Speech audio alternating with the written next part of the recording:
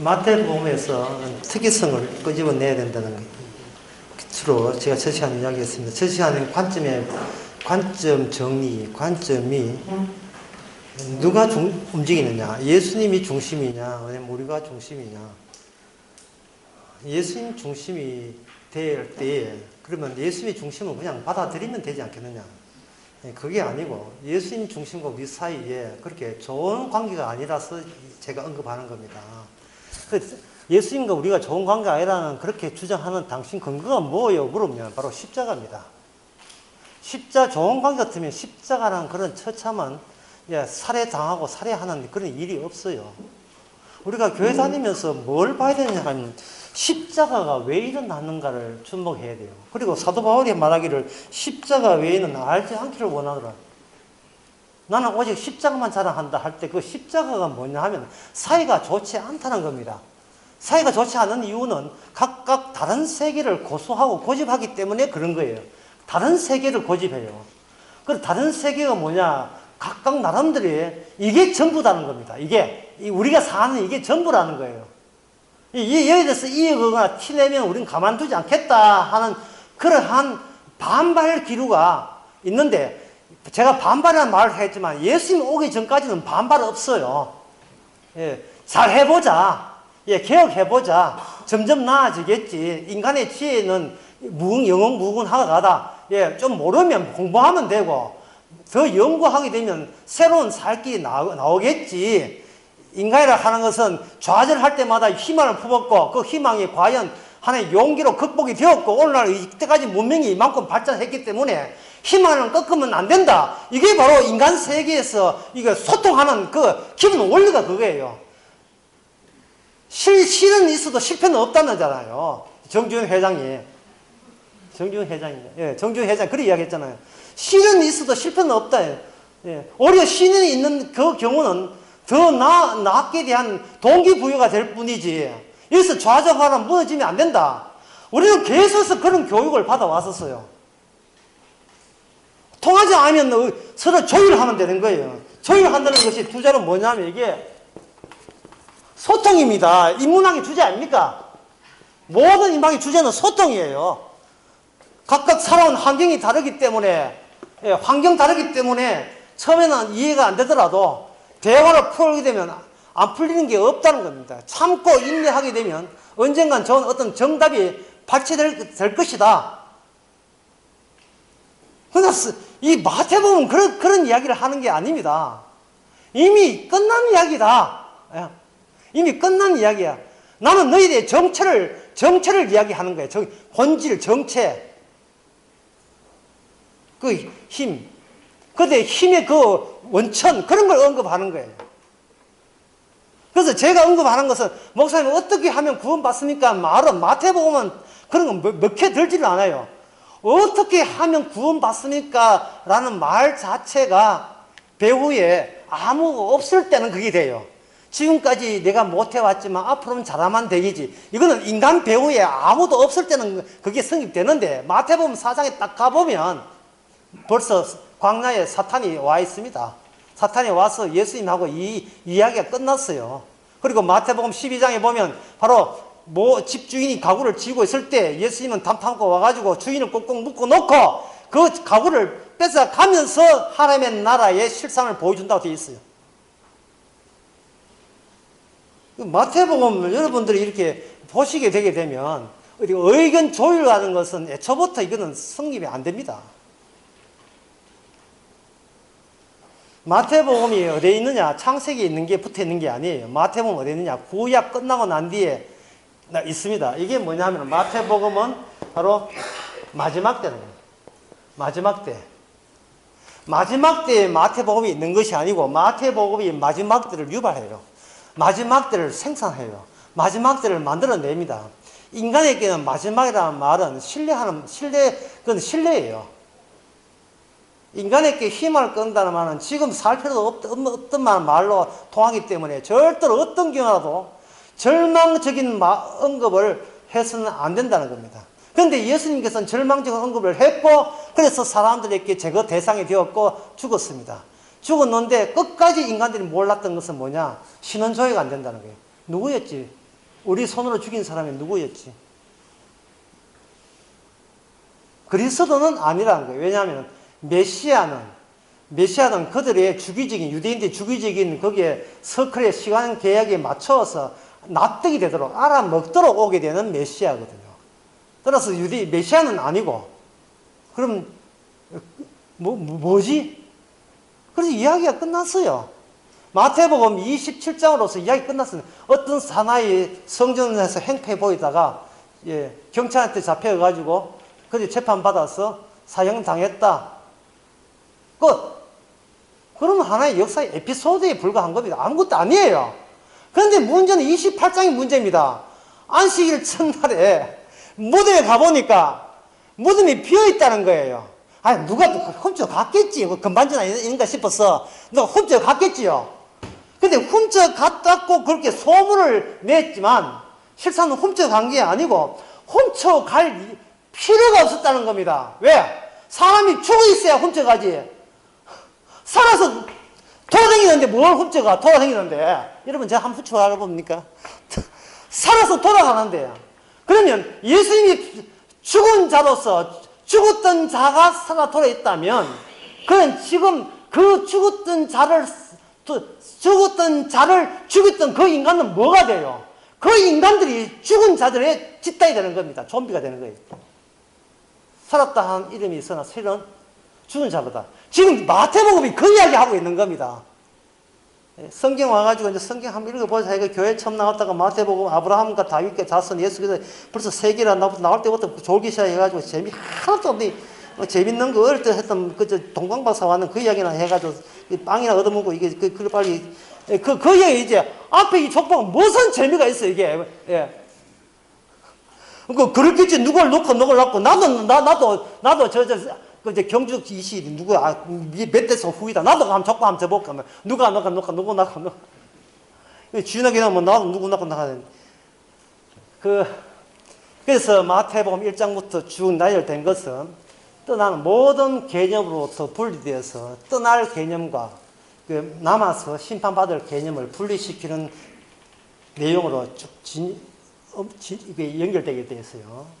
첫 1장에서 나온 것은 뭐냐 하면 바로 육에 둘로 나눠집니다. 이건 뭐냐 하면 육에서 나온 육과 성령에서 나온 육이 나눠져. 성령 나온 것은 마리아가 육이지만 성령에 의해서 예수님을 잉태함으로 육에서 난 자와 성령을 난 자가 이미 마태복음 1장에서 나옵니다.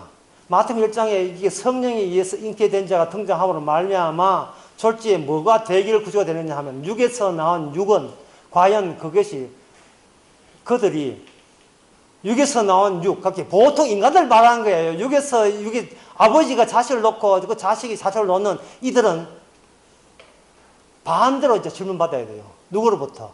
예수님으로부터. 저들은 왜 저렇게 엉망입니까? 저들은 누굽니까? 질문을, 방향을 반대로 해야 돼요. 예수님 보고 당신은 누구십니까? 예수님은 너희들은 그런 질문할 자격도 없어. 너희는 육이기 때문에. 그러니까 인간들이 납득되지 않은 분을 등장시켜가지고 하나님께서 그분을 보내셔가지고 모든 인간들과 내가 누군지를 재정립하고 예수님의 암흑에서 다시 보게 하는 그 내용이 바로 뭐가 되냐 하면 바로 복음이 되는 거예요. 복음 하니까 자꾸 복음이 자꾸 이 복음이 돼요. 복음. 이게 기쁜 소식이 된단 말이죠. 누구한테? 아무도 기뻐하지 않아요. 이런 소식에 대해서 아무도 기뻐하지 않습니다. 우리의 모든 사상 체계를 완전히 부정하는 이런 인간을 절대 좋아하지 않습니다. 그러면 이게 복음이 되는 것은 뭐냐 하면 예수님이 시절이 지나고 오순절날 사도들이 왔을 때 그때 사도들이 옛날 자기가 잘못한 것을 회상하면서 기록을 하면서 그때 뭐가 되느냐? 그때는 복음이 아니었는데 성령 받고 난 뒤에 보니까 이게 복음이구나. 그래서 그 사람을 가지고 뭐냐? 성령으로 난 자라고 하는 거예요. 성령으로 난 자. 누구처럼? 예수님처럼. 그 성령으로 난 자가 성령세를 받고 그들이 바로 예수님의 아들의 나라, 예수님의 나라에 합류해야 될 하나님의 양들이 되는 겁니다. 이야기가 이래 나오니까 이제는 안 어렵죠. 이제는 어렵지 않잖아요. 그렇다면 제 말이 맞다면 이것은 성령으로 왔다는 것은 무엇을 경고해야 되느냐 하면은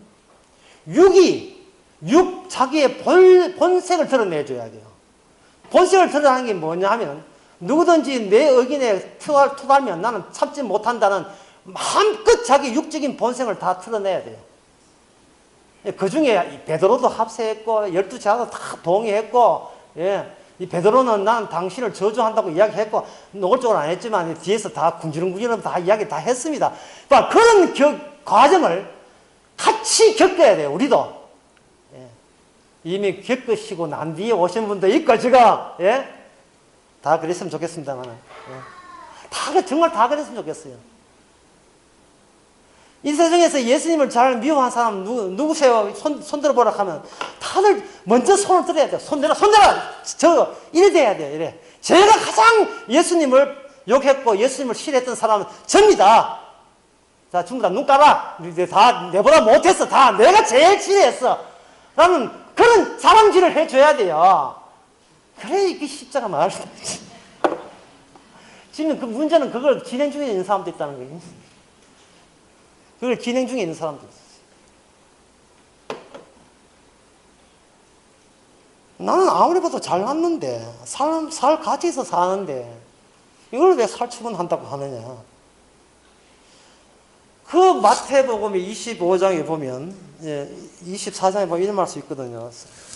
인자, 특히 마태복음 1장에는 아기 예수죠. 예수님이 오실 때 사람들은 먹고 마시고 시집가고 장가가고 사고 팔고 했다는 거예요. 사람으로서 이게 다지. 이게 전체성이거든요, 전체성. 이게 다잖아요. 먹고 마시고 시집가고 장가가고 사고 팔고. 이게 다잖아요. 그럼 이거 말고 뭘 또 해야 됩니까? 또 어떤 사람은 나 그런 사람들만 참 답답했어. 그것만 하면 안 되고 예수님 오시기를 기다려야 된다는 거예요. 아이고. 그러면 손 못 들어요. 예? 아무리 예수님 기다려도 예수님 기다리는 건 나중 문제고 나는 당장 코앞에 있는 돈 문제, 먹고 마시는 문제, 자식 키우는 문제, 편안해서 문제, 그런 문제가 시급합니다. 라고 이런 소리를 해줘야 되지. 그것도 하고 저것도 하고. 세상에 그런 인간이 없습니다. 이것도 하고 저것도 하는 게 어디 있어요. 한 다리는 이 세상에 걸치고 한 다리는 하늘에 걸치고 다리 찢어집니다. 이게 말이 안 돼요. 마태복음에 그 5장에 나오죠. 사람은 6장에 나옵니다. 두 주인을 섬길 수 없느니 하나를 사랑하게 되면 반드시 하나의 미움이 있다. 그게 사랑은 무엇을 유발시킨다? 사랑만 달랑 유발시킬 수 없어요. 사랑은 반대서 상대적인 미운 대상을 유발하게 되어 있어요.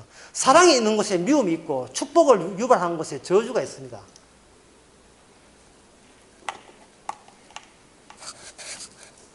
마태복음, 복음이라는 말은, 지금까지 제 강양이 너무 어렵다면 쉽게 말씀드리겠어요. 마태복음 앞에서는, 복음 앞에서는, 전도, 선교, 헌금, 기도, 예배 그런 소리는 하지도 말고 할 필요도 없고 할 생각도 하지 마세요. 그게 복음입니다. 그게 복음이에요. 오시는 분이 우리하고 의논 안 합니다.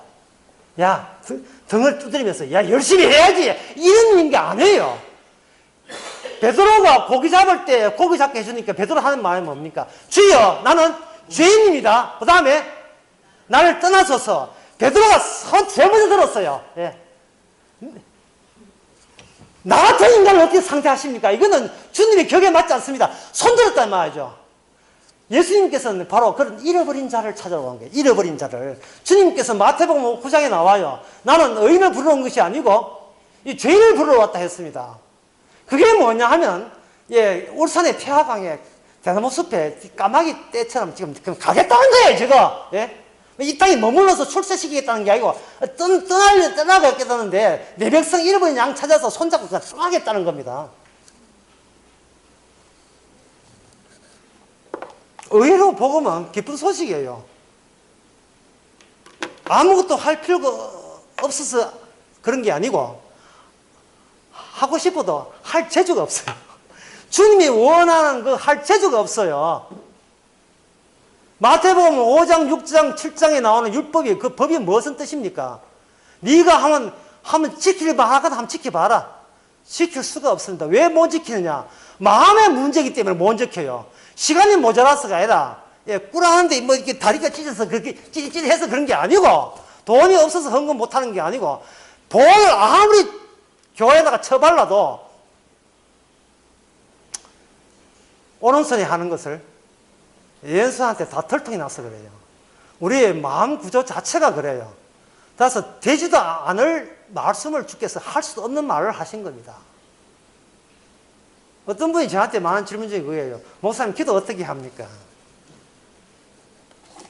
주기도문이라는 것은 뭐냐 하면 말하지 않는 기도를 주기도문이라고 해요. 이따 물어. 그게 주기도문이에요. 왜냐하면 주기도문의 내용에 대한 성취는 우리가 나불나불거려서 성취하는 게 아니고 우리가 유구무원입니다. 나는 하는 그것을 유발시키면서 예수님 홀로 그걸 다 이루기 때문에 한 적도 없는 주기도문의 결과를 우리는 한 것도 하지 않고 결과를 우리는 그냥 혜택을 입고 공짜로 얻게 될 수밖에 없어요. 그게 바로 주기도문입니다. 모든 복음 안에서의 내용은 크게 부지런히 설치고 활동하고 하는 것은 예수님 혼자 그렇게 했지 아무도 그렇게 그 나대거나 돌봐주거나 도와주고 이런 게 없어요. 뭐 예수님 수고한다고 뭐 좀 잡채 좀 해주고 탕수육 좀 이렇게 해주고 앞에 발 앞에서 성경 말씀 한다고 저 발 앞에 들으면 무슨 소용이 있습니까? 오빠 죽으니까 두 자매가 나대해가지고 무슨 시스트도 아니고 같이 해가지고 예수님한테 대들고 말이죠. 우리 오빠 왜 죽였습니까? 우리 오빠 왜 죽였습니까? 예수님이 이야기했습니다. 오빠 안 죽었다. 죽였잖아요. 안 죽었다. 죽었잖아요. 안 죽었다. 죽었잖아요. 이 개념 또 틀리네. 또 개념 또 안 맞네. 왜 그렇게 개념이 안 맞아요? 오빠가 죽었잖아요. 안 죽었다니까. 물론 나를 믿는 자는 죽어도 살겠고, 물론 살아서 나를 믿는 자는 영원히 죽지 아니한다 했잖아요. 죽지 아니한다고 했습니다. 누가? 중심 되시는 분이. 어디 중심 되시는 분이 죽지 아니한데 어떻게 변두리 있는 낙타처럼 따라가야 될 우리가 거기다가 토를 달고 이를 달면 그게 되겠어요? 뭐 되겠어요? 하지만 또 토 안 달 수는 없고요. 답답하니까. 그래서 마태복음 1장에서부터 뭐가 있느냐 하면 1장에서는 완전히 우리 초치는 거예요. 너는 안 돼 라고 하는 그 말 속에 뭐가 되냐 하면 안 되는 걸 내가 되게 해줄게가 섞여 있어요. 너희는 절대로 안 돼. 하지만 안 되는 걸 되게 할게. 이 섞여 있는 걸 이것을 가지고 뭐라고 하느냐 하면 이걸 이렇게 얘기합니다. 이걸 언약이라고 이야기합니다. 언약. 자, 두 번째 시간입니다. 두 번째 졸기 전에 빨리 중요한 거 빨리 이야기해요. 언약의 내용은 뭐냐 하면은 안에 있는 것을 바깥으로 끄집어내고 밖에 있는 것을 안으로 집어넣는 게 언약의 핵심이에요. 예수님 안에 있는 의는 예수님 바깥에 내버리고 바깥에 있는 그 죄, 인간의 죄를 예수님 안으로 거둬들이면서 죄가 의가 되고 또 죄가 의가 되고 주께서는 죄를 재료로 해서 의를 생산하는 그 반복되고 회전하는 그것을 계속 발동기를 가동시키는 그것을 가지고 언약입니다. 그럼 언약에서 가동하려면 바깥에 뭐만 필요합니까? 뭐만 필요해요? 뭐만 필요합니까? 죄가 필요하겠죠. 죄만 필요한 거예요. 그 모든 것을 주께서는 율법을 가지고 전부 다 죄로 다 만들어버리는 겁니다. 이게 얼마나 기쁜 소식이에요. 얼마나 큰 기쁜 소식이에요. 왜냐하면 주님께서는 우리한테 관심 있는 것이 아니고 자기가 해야 될 아버지로부터 받은 그 사명, 언약을 가동시키는 데 초점이 있기 때문에 바깥에 있는 모든 죄라고 지적함으로써 그걸 가지고 자기 안으로 끄잡아 당겨서 이걸 직렬을 만드는 그하고 그걸 뭐라고 트랜스라고 하죠. 예. 경상도 표준말로 도란스. 트랜스 역할을 하시는 거예요. 그런데 트랜스 역할을 하게 되면 그 언약적 역할을 하기 위해서 예수님께서는 뭘 해야 되냐 하면 바로 이 차이남, 계속해서 기존에 알고 있던 너희들의 모든 땅 개념, 천국 개념, 율법 개념, 이 모든 것을 주께서 틀어버리는 겁니다. 그게 아니야, 그게 아니야, 그게 아니야, 그게 아니야. 다 틀어버리는 거예요.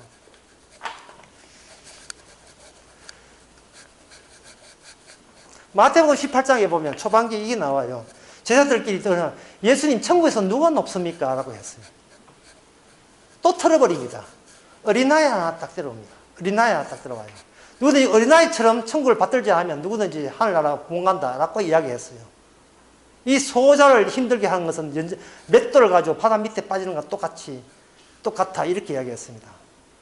자, 그게 뭐냐 하면 이 어린아이를 왜 들었냐? 어린아이는 특징이 뭐냐 하면 몸은 있으되 뭐가 없냐? 자아가 없어요.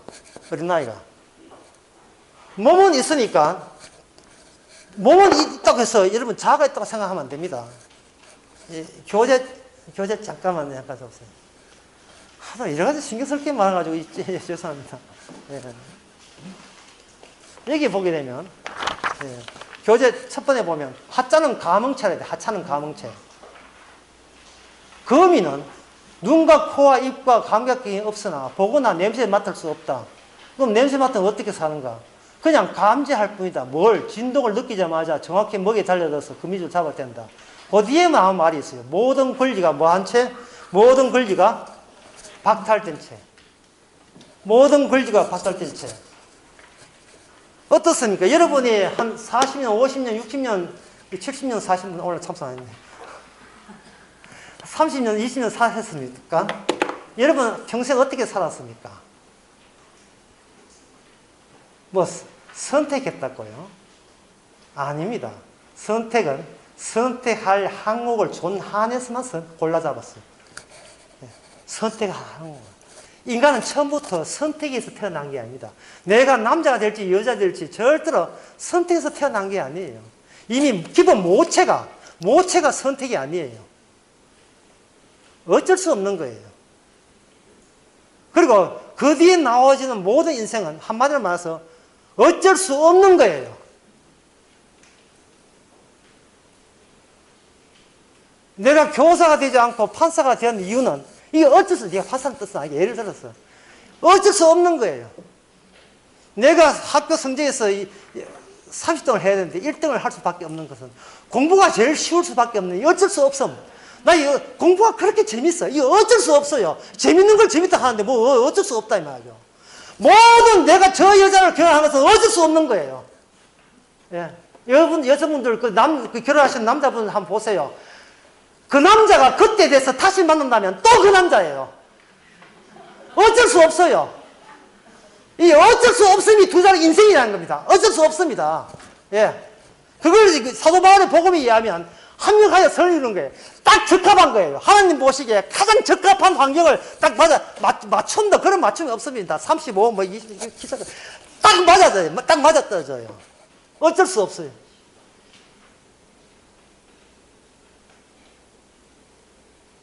그리고 죄인 된 것도 어쩔 수 없습니다. 이 말은 자기 죄의 문제를, 책임을 자기에게 돌리지 마시옵소서. 제발 부탁한데 자기한테 채찍 들고 때리지 마시고 자학하지 마시고. 오늘 제가 오전 설교 건너했습니다. 내가 아픈 것은, 자아가 아픈 것은 가짜 자아기 때문에 너무 아픈 사랑은 사랑이 아니었음을. 제목이 길어요. 김광석의 노래. 아픈 자아는 가짜입니다. 진짜 자아는 중심되는 주님께서 따로 꼽으실 나왔어요. 하늘나라에. 이미 우리는 이 땅에 죽고 우리의 생명은 하늘에 있는 골로새서 3장 3절. 뭐가 사도 바울이 알고 있다 외치는 복음이 뭡니까? 이거였거든요. 왜 가짜 붙들고 그렇게 탄식하고 걱정하고 결심하고 수고하고 염려하느냐? 왜 가짜 붙들고? 껍질인데, 아니, 껍질에 무슨 거기 연연하고, 거기 미련과 예찰을 왜 갖느냐는, 그게 전부인 줄 알고, 거기다가 모든 걸 투자하고, 지금까지 돈까지 거기다 다 쏟아붓고. 그게 뭐라고, 그게? 예? 가짜인데. 그러면, 교회에다가 돈 낼까요? 교회가 가짜인데, 왜 가짜에 돈을 바쳐요? 뭐 좋은 소리 할 때 좀 바사 적으세요. 내가 가짜면 내가 좋아하는 교회도 가짜예요. 그럼 진짜는 어떻습니까? 그걸 왜 찾아요? 가짜 자체가 재료인데 언약, 아이고 이게 미안한데 이게 언약 안에서 이게 원래 예비기는 예, 중요할 때마다 이렇게 막기가 힘들. 이미 이 땅에 언약 안에서 지금 소리 나옵니까? 안 나와요. 예, 한번 보세요. 예. 또, 예. 회비 안 내고 본 사람들 많기 때문에 그걸 다 배려해야 돼.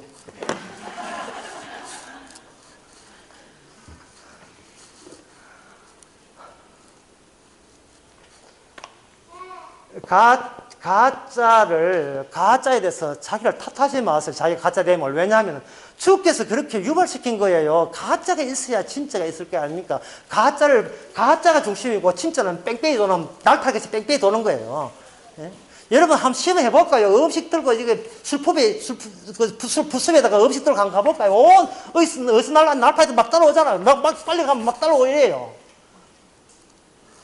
이 세상은 예수님 가는 곳에 전부 다 귀신이고 마귀고 간에 인간의 모든 75억의 인구가 다 따라오게 돼 있어요. 서로 근육질 하면서. 실지만, 어딥니까? 이슬람교, 어디시면 난 천주교, 이러면서 따라온다고 이러면서 다 헛된 종교, 아무 의미도 없는 종교. 기독교, 그게 뭐가 의미가 있어요? 그거 하면서 그리스도를 따라오고 있는 중에 믿든 안 믿든 간에 전부 다 그리스도께서 합력하여 그렇게 안 믿게 하고 믿게 하시고. 그게 마태복음이에요, 마태복음. 출애굽에 보게 되면, 그 출애굽기에 보게 되면, 거기 6월절 날 어린 양 잡지요. 어린 양 잡는다는 말은 뭐 뜻이냐 하면은, 이스라엘 사람이라고 심판을, 이스라엘 사람 그 자체로서 단독적으로, 독자적으로 심판을 면제해 주지 않겠다는 거예요. 이스라엘은 누구든 간에, 심지어 애굽이라 할지라도, 어린 양의 피가 있으면, 그걸 어린 양의 피를 보고, 내가 심판을 면제해 주는 거예요. 그 어린 양이 뭐냐면 언약입니다. 근데 어린 양이 그냥 생뚱 천사원데 헤헤 웃고 있는 어린 양이 아니에요. 이게 피 흘리는 어린 양이에요. 그 피를 왜 흘리겠어요? 그 안집, 그 무설비 있는 양은 그 안집에 있는 그 주인과 그 식구들 때문에 흘린 피잖아요. 근데 양은 어떤 양이냐? 흠없는 양이에요. 이 흠없는 양이 죽었다는 말은 우리는 뭐가 있다? 흠이 있다는 말이잖아요. 제발 흠 좀 있으세요. 제발 부탁하는데. 없으면 발굴하든지. 자, 발굴하세요. 흠 발굴. 뭐 성령께서 발굴하셔도. 흠이 있으면 있을수록 주께 감사하게 될 겁니다. 그래서 두 번째 제목이 있어요. 강의 제목이. 두 번째 강의 제목은 전진하는 경계.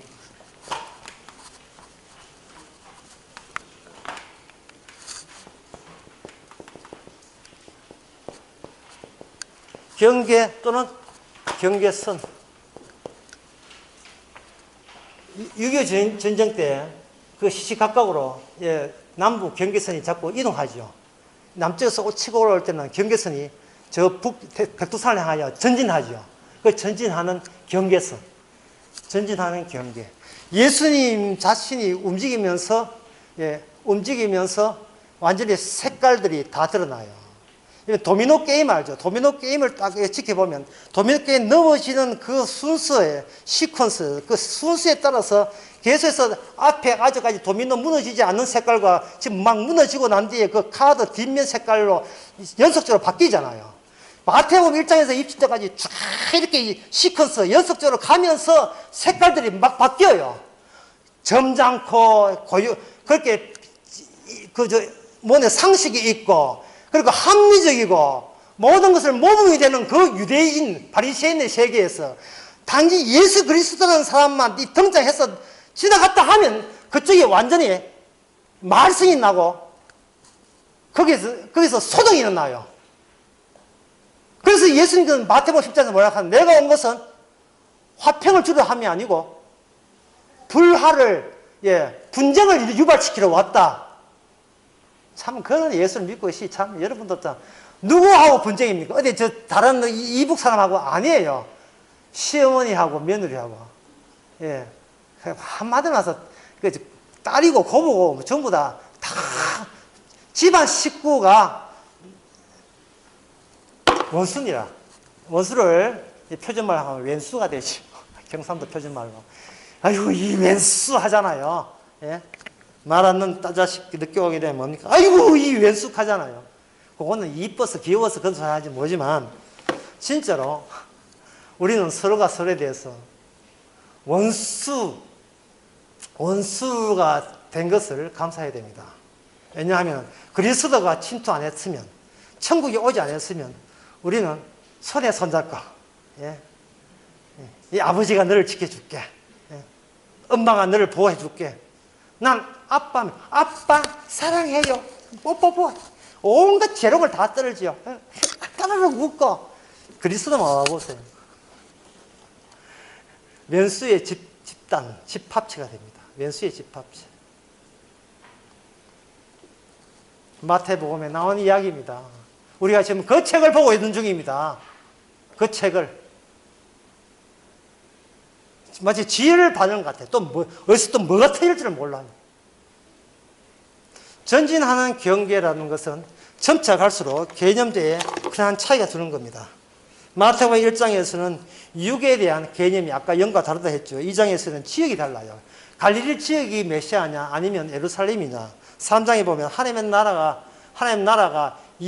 앞으로 올 것이냐 이미 왔느냐 하는 문제 세례를 통해서 4장에 보면 권력을 누가 쥐고 있느냐 인간이냐 아니면 인간 배후에 악마가 쥐고 있느냐 5장에 보면 율법에 대한 진정한 율법은 어떤 율법이냐 산상설교정에서 7장까지 나옵니다. 8장에 보면 누가 이스라엘이냐 이 백부장이 이스라엘이냐 아니면 천국 가느냐 안 그러면 진짜 이스라엘 자처한 인간들이 가느냐 예수님 말씀하십니다. 이 백부장이 천국 가고 소위 나라의 아브라함 본자서들은 천국에서 쫓겨날 것이다.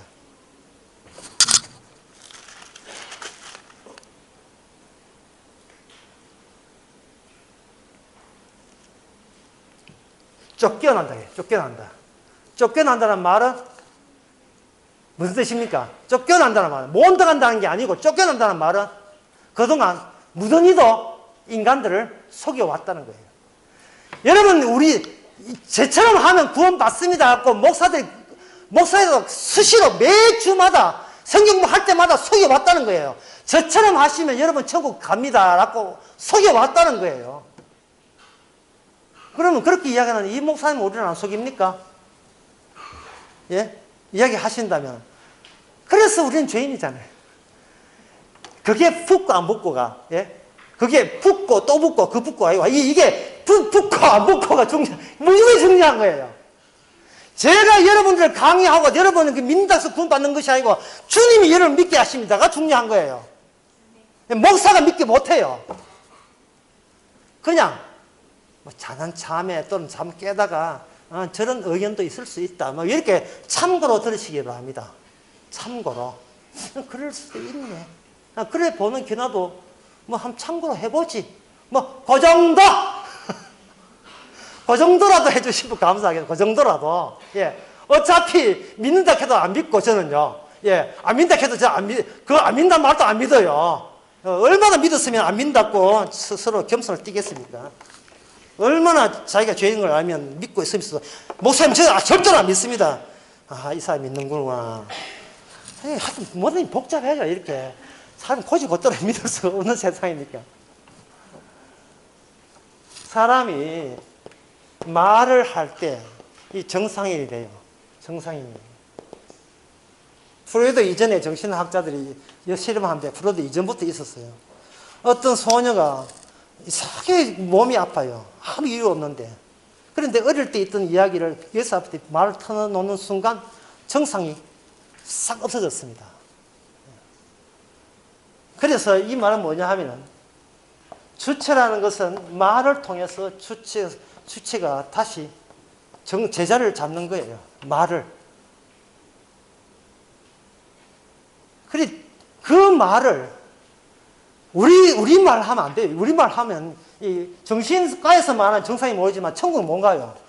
우리말 뭔가 있는데 하는 말을 고맙게도 우리 주님이 이 마태복음을 통해서 우리 대신 아버지한테 다 말을 다 해놓습니다.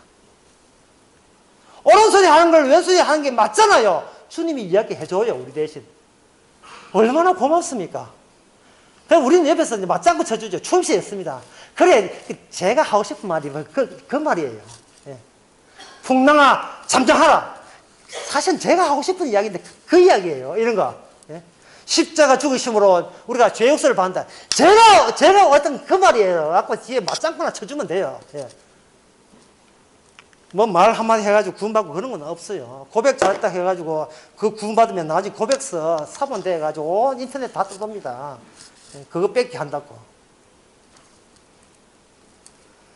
9장에 보면 죄 인식이 달라져요.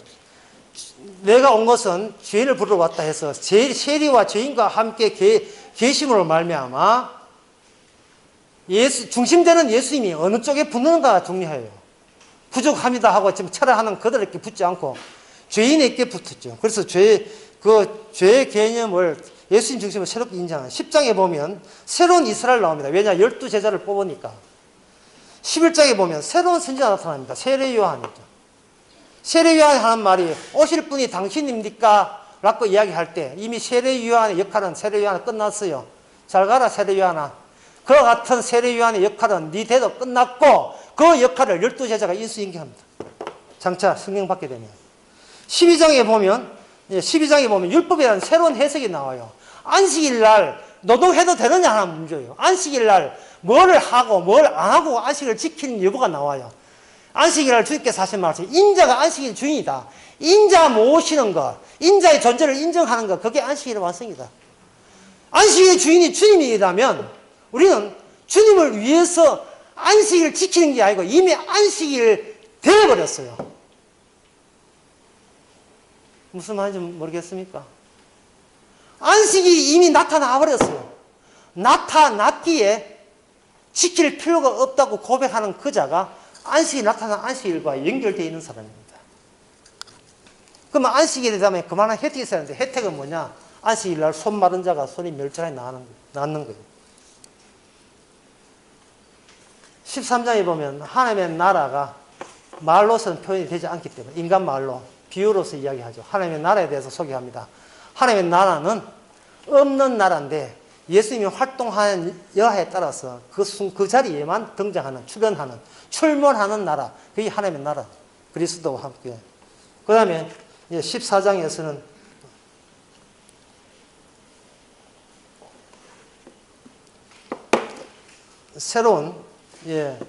새로운 구원받는 자가 등장합니다. 14장에. 누구냐 하면 바로 12년 동안 혈루병 걸린 여인이 낫게 되는데, 여기 그 13장을 미리 한번 보겠습니다. 마태복음 14장이요. 14장 36절. 36절을 한번 보겠습니다. 예. 누가 한번 읽어볼까요? 다만 예대오가 국가에서도 손을 대게 하시기를 간구하니 손을 대는 자는 다 나음을 얻으니라. 제가 읽겠습니다. 다만 예수의 옷가라도 손을 대게 하시는 길을 간구하니 손을 대는 자는 다 나음을 얻으리라. 손을 대는 자는 다 나음을 얻으리라. 이게 교재에 나옵니다. 교재에 줄거리 앞에 보면 이 대목을 제가 인정해놨죠. 제가 교재 올린 것이 언제 올리냐 하면 10장 말에 6월 말에 올렸습니다. 7월 달에 무슨 드라마가 나오냐 하면 W는 드라마 나왔어요. W. 예, 지금 하고 있습니다. 당신은 누구십니까? 왜? 라는 걸 줄여서 W라는데 이 W 드라마 보면 만화 세계하고 실제 세계하고 이게 소통이 돼요. 연결고리가 돼요. 모니터를 통해서. 이게 7월 달에 나왔던 거예요. 7월 달에. 왜 7절 강조하느냐? 제가 6을 말해 올렸습니다. 예수 그리스도가 이 땅과 하늘나라를 연결하는 유일한 모니터 역할을 하는 거예요.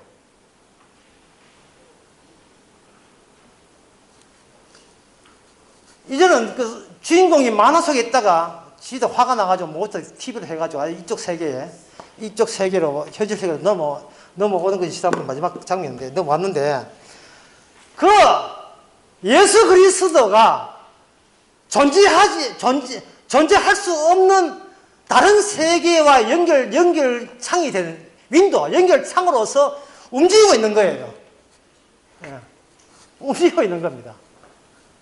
그래서 누구든지 예수님 손을 대게 하게 되면 저쪽 주님만이 갖고 있는 천국의 능력을 이쪽에서 흡수가 돼요. 그 천국의 능력이 뭐냐? 제가 아까 얘기했어. 언약의 능력은 뭐냐 하면 죄를 뭐로 바꾼다? 의로 바꾸는 능력이에요. 죄락하는 것은 오염된 겁니다. 오염된 것을 통해서 오염됐다, 죄가 있다, 이것은 죄와 오염이라 하는 것은 하나님의 예수님 중심의 하나님의 의와 거룩을 이루기 위해서는 반드시 필요한 장치예요. 그 장치가 언약 장치인데 여러분들이 발전기의 여러분 원리를 아시죠? N극과 S극 사이에 코일을 감아가지고 코일을 왕복시키면 여기서 뭐가 흐르냐면 전류가 흘려요. 전류가 흐른다. 이 왕복시키는 힘이 수력이나 화력이 이렇게 되는데 하나님께서는 이 방법을 사용하셔요. 뭐냐면 오염과 오염과 그리고 거룩 사이에서 몸을 집어넣어 버려요. 몸을 집어넣고 여기서 뭐가 나오냐 하면 하나님의 언약이 나와버립니다. 용서가 나와요. 용서가. 긍휼이 나오고 용서가 나와요. 그러면 긍휼과 용서가 나오기 위해서는 전 세계를 뭐로 재편성해야 되나? 구조를 새로 바꿔야 돼. 배치를. 뭐냐 하면 거룩과 오염된 두 구조로 구분해야 돼요. 이게 바로 전진하는 경계예요. 앞으로 점점 더 나아가는 경계선이에요. 경계선을 유발시키는 겁니다. 뭘 이루기 위해서? 언약을 이루기 위해서. 마태복음 26장에 보면 예수님께서 살과 피를 내주시고 하는 말이 이게 하나님께서 세우신 새 언약이라 했습니다. 이쯤에서 다시 한번 언급합니다. 마태복음에는 아무것도 할 필요 없고 할 수도 없고 그냥 우리는 소용돌이처럼 말려들었음을 확인만 하면 돼요. 이 마태복음 아니 마가 누가 요한복음 막 성경 전체가 다 그렇지만 그게 복음이에요. 그는 사신 대로 편하게 사시되 고민하지 마세요. 그건 어차피 가짜니까. 진짜는 따로 있으니까. 진짜는 하나님께서 예수님이 알아서 다 준비해 놓았어요. 그래서 마태복음 14장에 보면 나가 온 것은 잃어버린 양을 찾으러 왔다. 그 당시 유대인들은 뭐냐면 이스라엘을 회복할 때 이스라엘을 회복하는 게 관심사였습니다. 하나님은 이스라엘을 회복에 관심이 없어요. 이건 가짜거든요. 이스라엘 말고 잃어버린 양이다 말이죠. 그럼 누구한테 잃어버렸겠어요? 이스라엘이 주장하는 것 때문에 이스라엘하고 오기 때문에 버림받은 잃어버린 양을 찾아러 온 거예요. 그럼 이스라엘은 자칫 뭘 주장하냐? 자기가 하나님의 의인의 나라라고 주장한 겁니다. 예수님께서 의인의 나라에서 제일 계급적으로 제일 낮은 계급이 뭐예요? 예. 가스드 제도에서 제일 낮은 나라, 수드라인가 그렇잖아요. 그 사투리가 있는데 수드라가 하여튼 천민들 접촉하면 안 되는 접촉 불가 계급이었어요. 이스라엘 접촉 불가 계급이 뭐냐면 세리와 창기입니다. 예수님이 하신 말씀이 마태복음 22장인가 하신 말씀이 너희들보다 세리가 먼저 하늘나라 간다고 얘기했습니다. 자, 그게 뭔 뜻일까요? 겸손하다는 뜻일까요? 아닙니다. 이미 사고방식이 나는 가치 있다. 나는 하나님 보시기에 나는 의미 있다고 하는 이상은 그건 아무리 마음을 낮추고 내려놓고 그 다음 책이 나온 책이 있어요. 뭐야? 또 내려놓고 그 다음 책이 뭐 나오겠어? 뻔해야 돼. 내가 예언할까? 또 내려놓고. 백날 내려놔도 소용없어요. 내려놓지 마세요. 그냥 사세요. 왜 내려놔요? 내려놓으면 안 생깁니까? 마태복음 3장에서 세례 요한이 뭐라고 하냐 하면은 바리새인들이 오니까 니들도 구원받으려고. 네가 잘난 네가 어디서 이 동네 품새도 모르고 구원받으려고. 예, 니들이 구원받으면 이 돌멩이도 구원받겠대. 오늘 바리새인 사도계는 그렇게 욕설 같은 아닌 듯한 욕설인 듯 아닌 욕설 같은 욕설. 하여튼 도대체 구원하겠다는 겁니까? 전도하겠다는 말 하겠다 모르겠어요. 그렇게 욕을 해버려요. 아니, 너희들이 왜 와서, 이 죄인들만 오는 곳인데, 잘난 너희들이 왜 오는데? 심사하러 왔어.